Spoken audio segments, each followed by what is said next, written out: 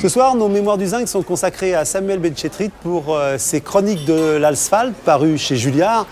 C'est donc le 2e tome sur 5 de prévu. Samuel Benchetrit, bonsoir. Bonsoir. Alors ça veut dire que chaque année, on va apprendre un petit peu plus sur Samuel Benchetrit et qu'au bout de 5 tomes, on saura tout. Non, déjà pas chaque année, parce que j'avais dit chaque année, puis j'ai mis l'éditeur, 2 ans, j'ai mis 2 ans à écrire celui-là déjà.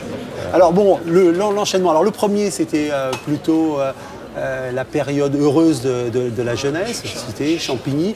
Et là, c'est la montée à Paris, avec tout ce que ça comporte de violence, puisque vous devenez apprenti.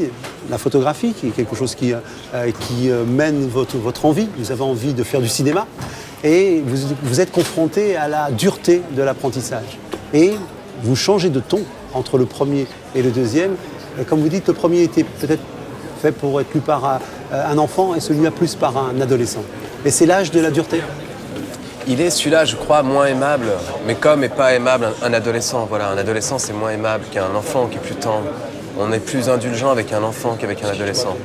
Les Chroniques de l'asphalte, c'est né d'un projet sur la banlieue. Voilà, la banlieue quand on y vit, et puis quand on n'y vit plus et qui nous poursuit comme ça, quoi. Voilà. Donc je voudrais pas perdre de vue ces tours qui continuent de guetter le personnage, même s'il avance. Et aussi une rencontre, parce qu'à la fin de ce livre, on en parle comme ça un peu, on a le sentiment que vous rencontrez quelqu'un qui s'appelle Joé Thiram. Est-ce que c'est un anagramme? Est-ce que c'est un anagramme? Parce que si on les lit dans l'autre sens, ça fait Marie-T. Ouais. C'est Marie. Enfin, je parle d'elle, non. Je parle de Marie Trintignant. Oui, mais je parle surtout de...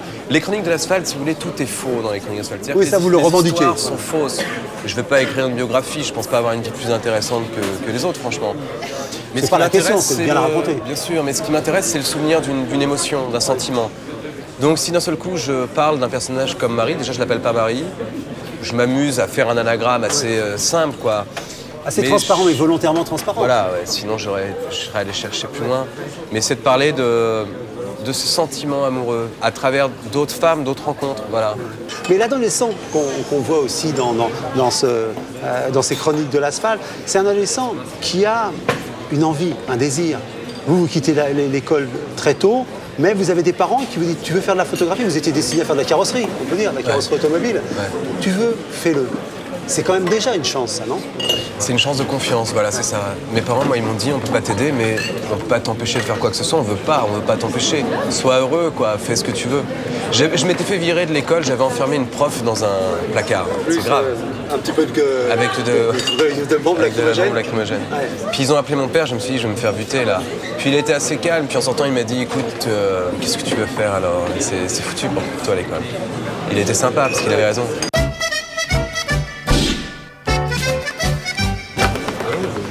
Alors, ce punching ball, donc, pour signifier un sujet sur lequel vous aimeriez revenir, un coup de gueule ou quelque chose qui vous a irrité ou scandalisé ces derniers temps.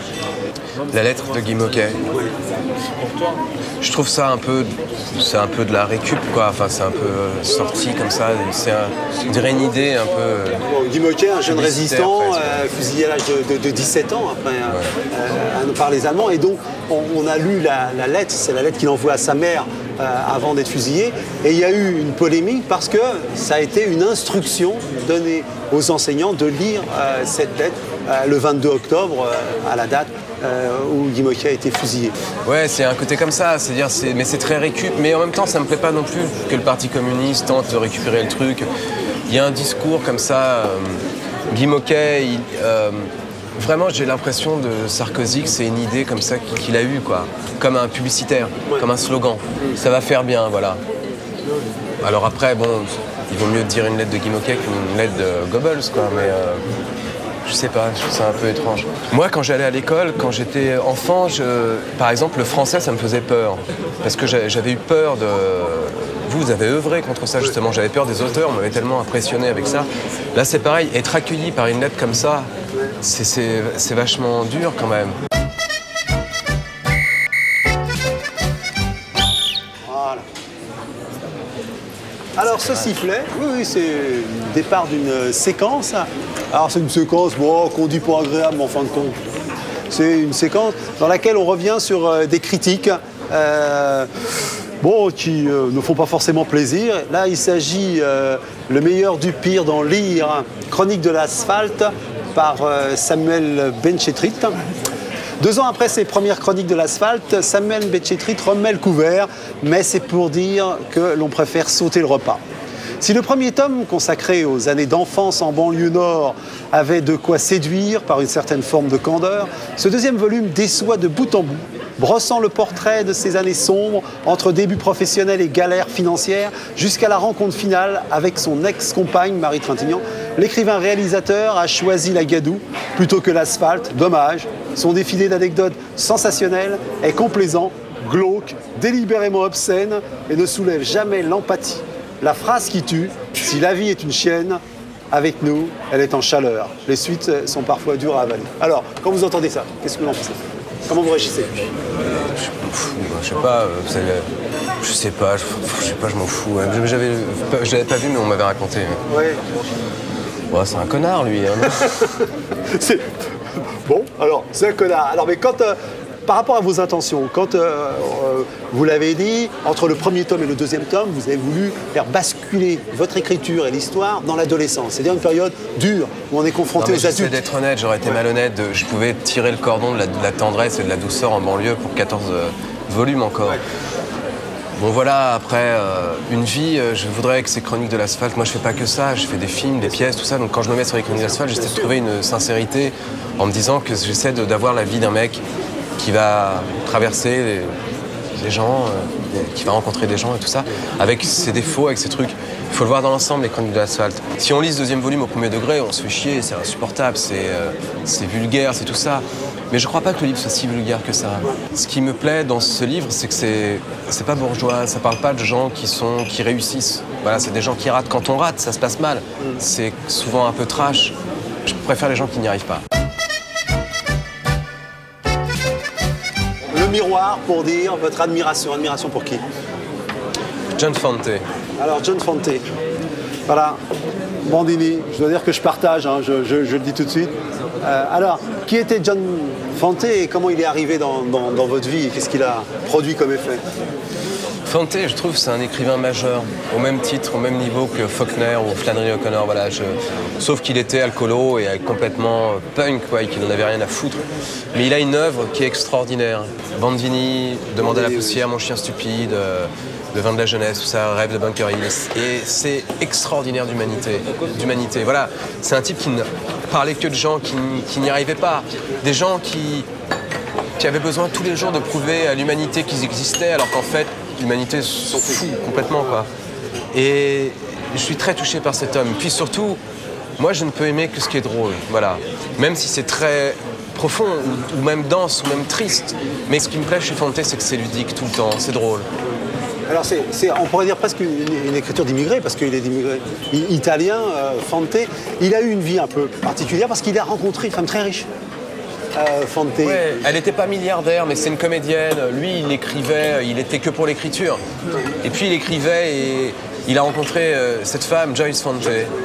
Et elle était une comédienne, puis elle a arrêté pour lui. Mais lui, il faisait un truc qui était assez marrant, il me paraît, c'est que dès qu'il voyait quelqu'un, il lui tapait $100. Il se tapait $100. Alors il paraît qu'il devait $100 à tout le monde. Ouais, parce qu'il jouait Non, ça le faisait marrer. Il était très chieur, quoi. Il faisait chier tout le monde. Ouais. Il faisait un caractère difficile. Très difficile, ouais. Donc on parlait de John Fante, Bandini, à découvrir pour ceux qui ne le connaîtraient pas encore. Donc la caméra pour ce moment de vidéo intime. Alors, où est-ce que vous avez choisi de nous emmener, dans quel moment? Je vais apprendre ça, c'est du thé. Ouais. Parce que moi je bois du thé, mais en même temps je suis très alcoolo aussi, alors je remonte sur des bouteilles de whisky, voilà. Ça c'est un peu ma vie. Je suis très fragile avec ça, quoi. J'ai des enfants, c'est ma partie qui me sauve. Mais moi je suis capable de me laisser aller aux excès, voilà. Je suis très... j'ai pas beaucoup de volonté. Vous disiez les enfants, on va revenir à ce que vous disiez parce que je trouve ça... ce livre, à mon petit Jules, si j'avais su que tu arrivais, le monde aurait été plus doux parfois.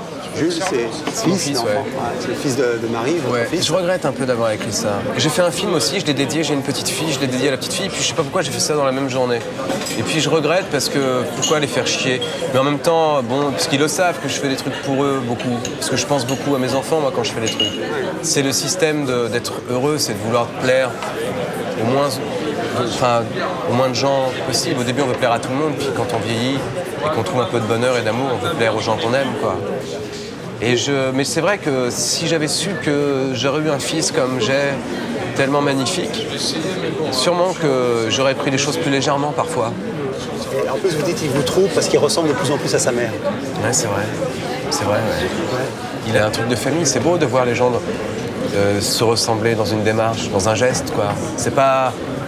Il y a des gens, c'est vraiment le sosie de leurs parents, tout ça. Jules, il n'est pas le sosie ni de moi, ni de Marie. Mais dans un geste, de temps en temps, dans un rire, quoi, un truc comme ça. Et c'est ça qui est très beau, je trouve. C'est quand on va chercher, c'est un secret. C'est un secret, le fait de venir de quelqu'un.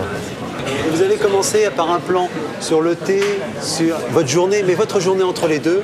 Il y a Jules, parce que vous l'emmenez à l'école le matin. Et vous allez le Tous les chercher. matins, mais Oui. souvent, ouais. Bah, quand j'ai rien, j'aime bien, moi, les sorties des classes, c'est bien, je trouve. C'est bien, ouais. Mais c'est un truc un peu